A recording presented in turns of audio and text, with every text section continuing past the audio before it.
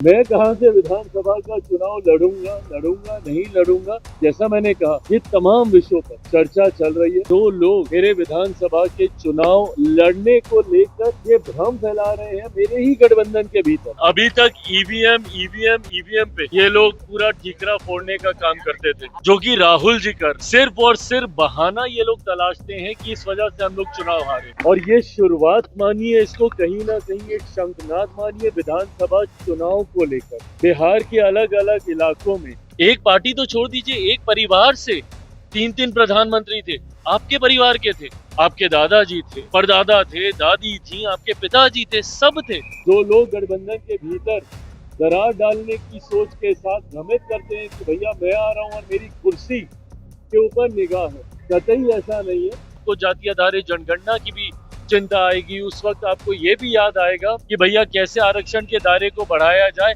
विधानसभा का चुनाव हारने वाले हैं तो उसकी भूमिका तैयार की जा रही है। बढ़ती आपराधिक घटनाएं हम लोगों के लिए भी चिंता का विषय है। नीतीश कुमार जी के नेतृत्व में हर बार से ज्यादा मजबूत सरकार विधानसभा में बनने जा रही। तो जब 10 साल तक आपकी सरकार थी, उस वक्त क्यों नहीं आपने तमाम व्यवस्थाएं बना ली?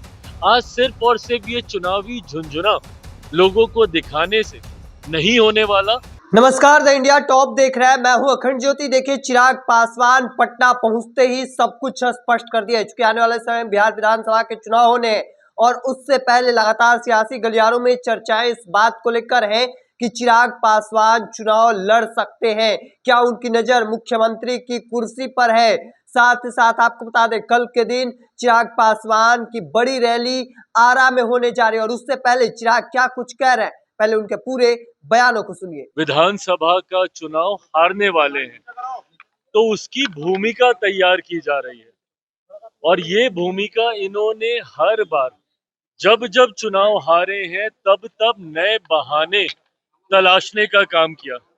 अभी तक ईवीएम पे ये लोग पूरा ठीकरा फोड़ने का काम करते थे कि भैया ईवीएम फिक्स्ड है, ईवीएम की वजह से हम लोग चुनाव हार रहे हैं। अभी तक ये चलता था। अब वो बहाना पुराना हो गया, तो अब इन्होंने पिछले चुनाव से, महाराष्ट्र वाले चुनाव से अब एक नया बहाना, जिसका इस्तेमाल इन लोगों ने दिल्ली में भी करने का काम किया। अब उस बहाने के तहत ये लोग क्या कह रहे हैं कि फर्जी वोटर तैयार किए जा रहे हैं और जिसकी वजह से हम लोग चुनाव हार रहे हैं। भैया 55 साल तक आप लोग आजादी के 70-75 साल के इतिहास में 55 साल तक आप लोग सत्ता में आप लोग रहे।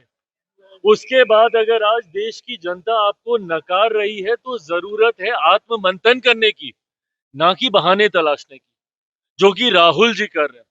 सिर्फ और सिर्फ बहाना ये लोग तलाशते हैं कि इस वजह से हम लोग चुनाव हारे। अब ये मान के चलिए कि इन्होंने बिहार विधानसभा चुनाव में भी अपनी हार स्वीकार कर ली है, और आज जिस तरीके से एक अखबार में बड़ा सा अपना आर्टिकल छपवा कर इन्होंने उसके लिए एक नया बहाना तैयार कर लिया है। बिहार में अब जब ये चुनाव हारेंगे तो उसमें भी ठीकरा इसी बात का फोड़ा जाएगा कि नए वोटर्स तैयार किए जा रहे हैं। भैया आप एलओपी हैं, आप हिस्सा हैं इस व्यवस्था का। जब चुनाव आयोग को जब चुना जाता है, जब इलेक्शन कमिश्नर को जब चुना जाता है, इन तमाम प्रक्रिया में आपकी भूमिका रहती है। तमाम ऐसी कॉन्स्टिट्यूशनल बॉडीज हैं जिसमें आपकी निर्णायक भूमिका रहती है। उसके बाद आप हर व्यवस्था पर आप सवाल खड़ा करेंगे, तो जरूरत है कि आप आत्ममंथन कीजिए। क्यों जनता आपको नकार रही है, इसके लिए सोचिए, ना कि बहाने कैसे तलाश किए जाएं उसकी चिंता करिए। आरक्षण को लेकर भी कहा है चिराग जी कि आरक्षण का जो सीमा है 50% उसको बढ़ा दिया जाएगा जब हमारी सरकार आएगी तो, और जिसको जितनी जरूरत होगी उतनी आरक्षण दी जाएगी। बहुत अच्छी बात है भैया, बिल्कुल करें, पर इससे पहले किसकी सरकारें थी? आप ही की थी ना।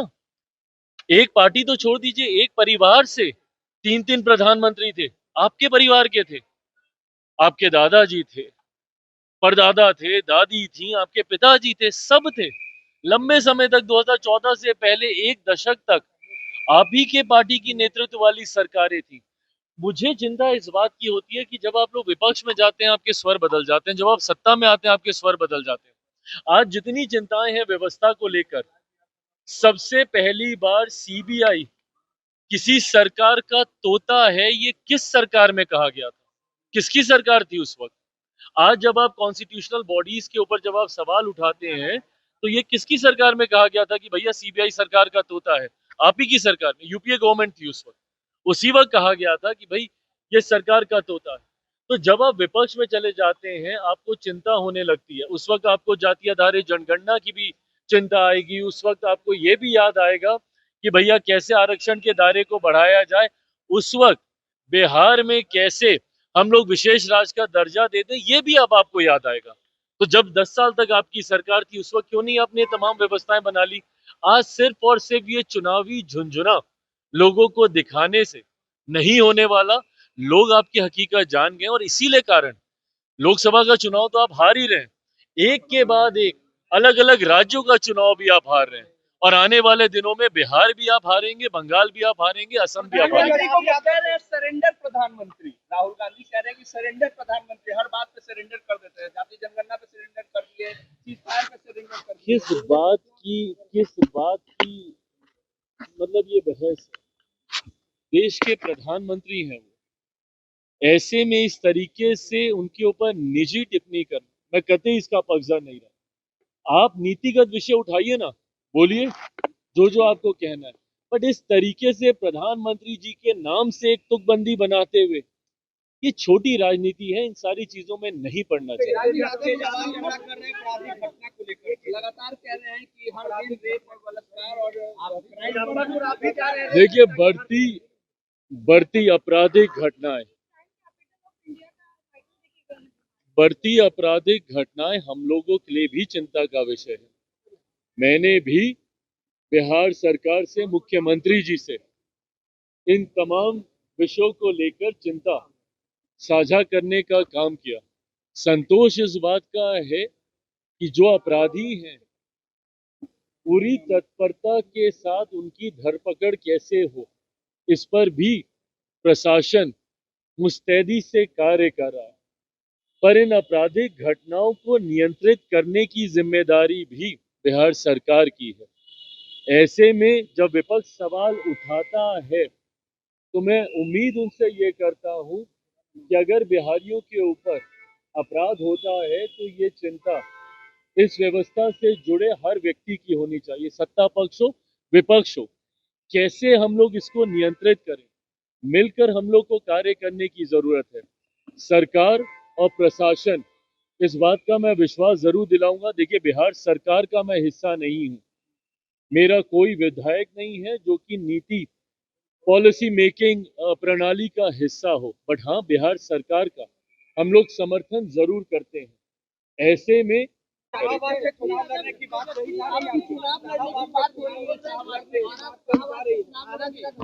शाहबाद के इलाके में कल लोक जनशक्ति पार्टी रामविलास एक बड़ी सभा का आयोजन करने जा रही है, और ये शुरुआत मानिए, इसको कहीं ना कहीं एक शंखनाद मानिए विधानसभा चुनाव को लेकर। बिहार के अलग अलग इलाकों में 5-6 जिलों का इस तरीके से समूह बनाकर परमंडलीय स्तर पर करने की सोच थी, पर हम लोग 5-6 जिलों का समूह बनाकर हम लोग बड़ी सभाएं आयोजित कर रहे हैं, जिसमें पूर्णतः स्थानीय हमारी इकाई की इसमें अहम भूमिका रहेगी, हमारे संगठन की अहम भूमिका रहेगी।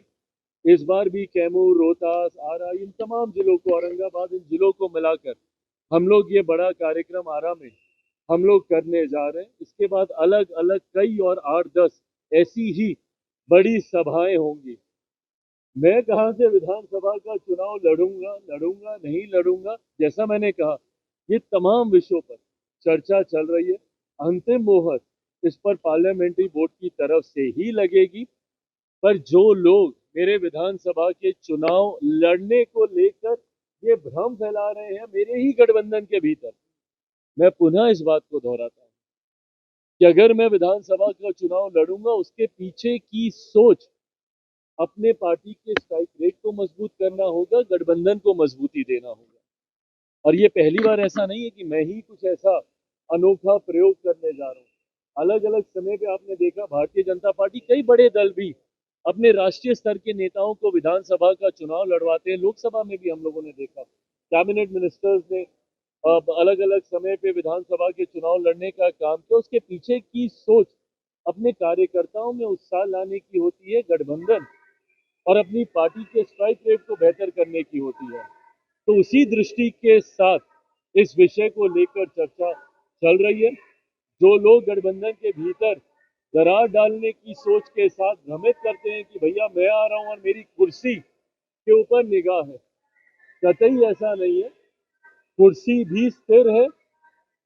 इस बात को विश्वास के साथ मानकर रखिए कि विधानसभा चुनाव परिणामों के बाद बिहार में एक बार फिर से मुख्यमंत्री नीतीश कुमार जी के नेतृत्व में हर बार से ज्यादा मजबूत सरकार विधानसभा में बनने जा रही है, इसमें कहीं कोई संदेह नहीं। तो आपने साफ तौर पर सुना चिराग पासवान को, वह जमकर भड़कते नजर आ रहे हैं राहुल गांधी को लेकर। वहीं साथ ही साथ उनका कहना है कि देखिए जो चुनाव आने वाले हैं और उससे पहले कार्यकर्ताओं में उत्साह भरने के लिए किस तरीके से कह सकते हैं कि कार्यक्रम जो है वह और भी कार्यक्रम होने वाले हैं, ऐसे कई बड़े बड़े सभा होने वाले हैं।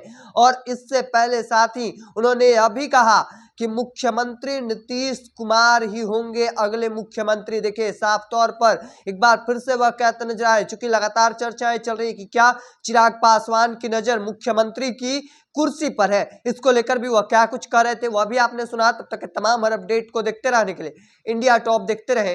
धन्यवाद।